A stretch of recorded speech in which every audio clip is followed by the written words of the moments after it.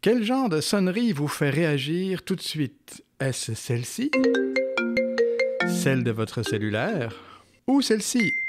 Celle d'un texto? Ou encore le bon vieux téléphone? Ou tout simplement la bonne vieille sonnette à la porte? Dans tous les cas, quelqu'un vient à votre rencontre. Voici que je me tiens à la porte et je frappe. C'est là qu'on est. Un balado propulsé par Zéphyr TV avec Stéphanie Bernier et Laurent Fontaine. Bonjour Stéphanie. Bonjour Laurent. Est-ce que le déconfinement qui s'en vient te donne plein de joie? Ça me donne plein de joie parce que ça n'en donne autour de moi. Stéphanie, t'as entendu, il y avait un paquet de sonnettes de sonneries que j'ai fait jouer. Moi, je parie que la tienne, c'est plutôt celle-ci. Celle de ta boîte Messenger. Et sais-tu, Stéphanie, ce qui se passe quand tu réponds? Non, je sais pas. Si quelqu'un entend ma voix et ouvre la porte, dit la parole de Dieu, j'entrerai chez lui, je prendrai mon repas avec lui et lui avec moi. C'est le bon Dieu qui te visite quand tu réponds. Wow, c'est là que tu voulais en venir. Parfois, ça m'arrive d'avoir cette impression-là d'être un instrument du bon Dieu. Et je pense que ces derniers mois, tu as passé pas mal de temps sur ton Messenger, SMS, téléphone, etc., là, non? Oui, j'ai fait énormément d'accompagnement par Messenger, par écrit, par téléphone, par texto, par vidéoconférence. Donc, pour moi, ça a été une façon de tromper le confinement. Est-ce que tu pourrais donner un nom à cette pastorale-là? En fait, je vais emprunter le nom à un prêtre avec qui j'ai travaillé à Loretteville dans les années 2005 environ. L'abbé Fernand Pagé disait « Arrêtez de faire des plans qui en finissent plus. La pastorale de la sonnette, c'est suffisant. Vous répondez à la sonnerie. » La pastorale de la sonnette, j'aime bien ton expression, il n'y a aucun doute. Parler ou rencontrer quelqu'un dans ces temps où nous devons limiter nos contacts sociaux, ça fait vraiment du bien. En fait, on a besoin d'une rencontre, d'une relation, d'entendre quelqu'un dont la voix nous fait du bien, dont la présence, si c'est une rencontre en personne, nous dit « Tu comptes pour moi, t'es important ». Oui, c'est clair, et on a besoin aussi de quelqu'un de familier. C'est plus facile de demander de l'aide à quelqu'un qu'on connaît. Traditionnellement, les églises, les presbytères servaient un peu à ça. Les gens savent qu'en venant au presbytère, quelqu'un va leur répondre. J'en connais un, en tout cas, qui a pas mal pratiqué la pastorale de la sonnette depuis le début de la pandémie. Je vais d'ailleurs vous mettre une petite sonnerie un peu swingée pour l'introduire. Et oui, nous allons aller à la rencontre de l'abbé Guy Pelletier. Guy est vicaire à Granby et réside au presbytère de l'église Saint-Eugène. Je nous propose de le rencontrer pour voir comment, justement, la pandémie a transformé son travail quotidien, comment son service a évolué de confinement en déconfinement. Bonjour Guy! Au presbytère, bonjour. Oui, exactement, c'est ça qu'on entend. Guy, c'est un plaisir de te recevoir. D'abord, première question, comment tu vas? Ah ben, sais-tu que cette question-là, je me la fais poser beaucoup ces temps-ci. À chaque fois que je rencontre quelqu'un, que ce soit de visu ou au téléphone, il me pose souvent la question parce que la question se pose dans la circonstance. Puis bon, moi, pour ma part, je dois dire que ça va quand même assez bien. Est-ce qu'il y a un seul jour de ces 2 dernières années où la porte au presbytère ou ton téléphone n'a pas sonné? Je peux pas dire que j'ai répertorié ces journées-là. Il y en a probablement eu des journées un petit peu plus tranquilles, mais en général, j'ai remarqué qu'il y avait une augmentation quand même sensible là, des gens qui sonnaient à la porte puis qui sonnaient aussi au téléphone.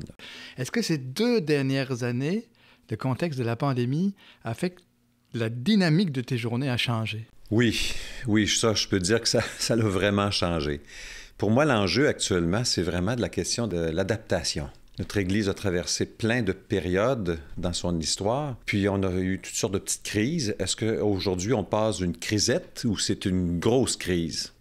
Moi, je n'aurais pas tendance à la classer dans les plus grosses, mais actuellement, tous les gens qui téléphonent, souvent, le mal, la douleur qu'ils traversent, c'est celle que produit le changement dans leur vie.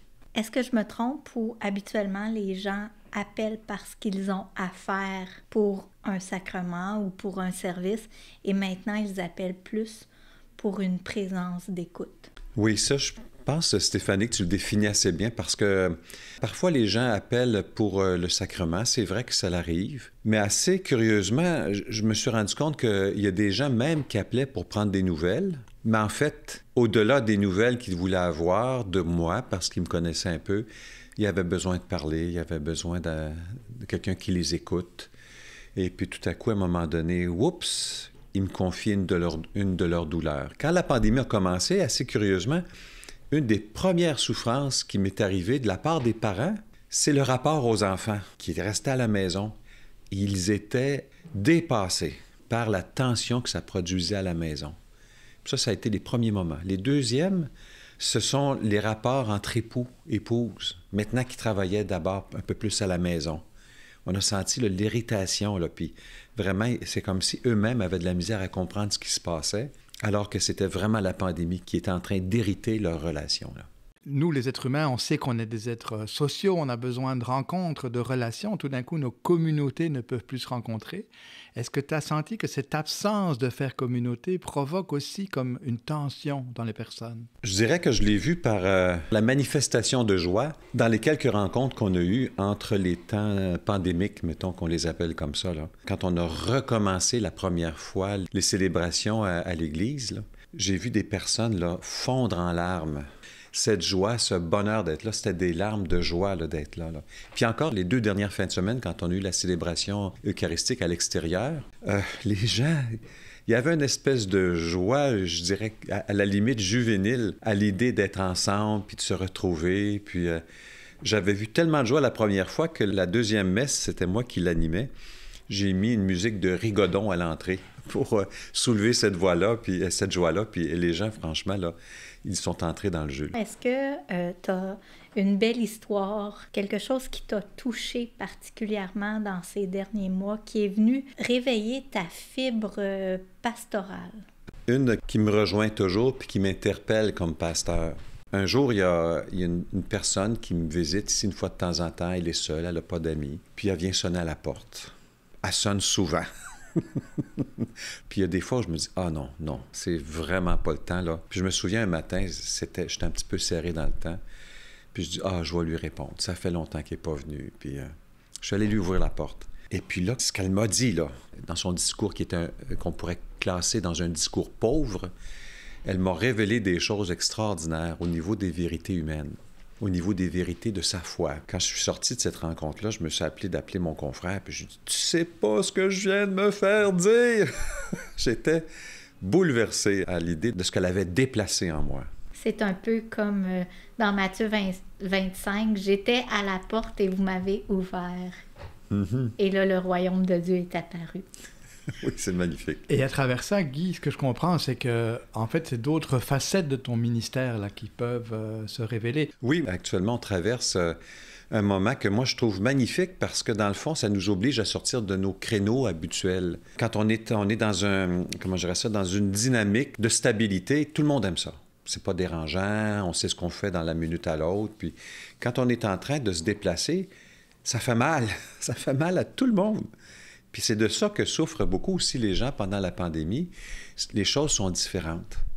Une des choses actuellement dans mon ministère que je trouve absolument primordiale, c'est d'inviter les gens justement à s'inscrire dans ce changement-là, de l'accueillir, de trouver des façons nouvelles d'entrer en relation avec les autres, avec Dieu. De développer des nouvelles routines. Oui.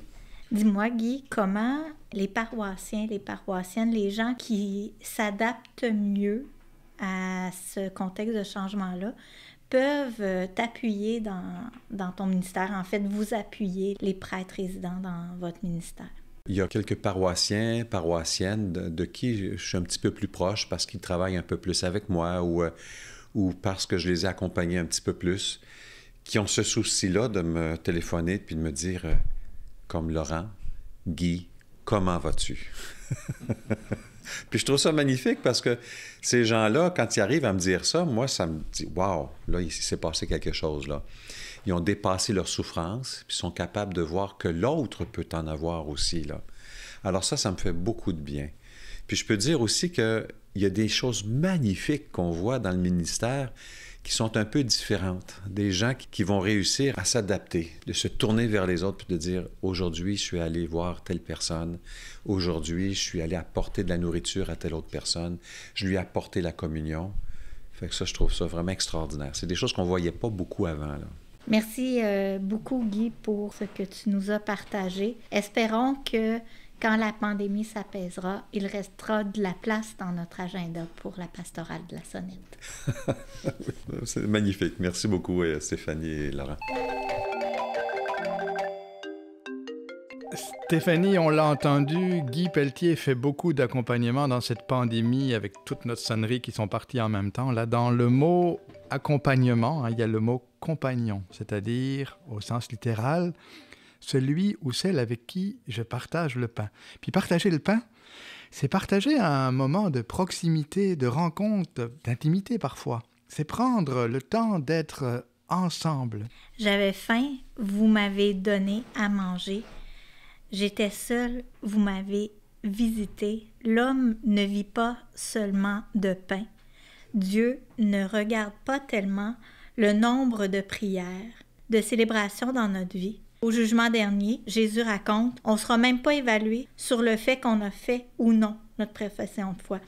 Dieu, dans son regard, ce qui compte, c'est d'avoir entendu l'appel de mon voisin, de ma voisine, la voix du prochain, le cri des pauvres, pauvres de toutes sortes, comme les appelle Claudette de la Halte Saint-Joseph. C'est tout pour cette semaine. Avec Stéphanie, j'espère que nous vous avons donné envie de visiter un proche en personne ou par la magie des ondes sonores. On remercie Guy Pelletier pour sa présence à notre émission aujourd'hui. Ça nous a fait plaisir de passer du temps en votre compagnie, de faire entendre à travers cette émission des voix qui font du bien. Rappelez-vous, là où vous êtes en ce moment, de tout cœur, c'est là qu'on est aussi. À bientôt.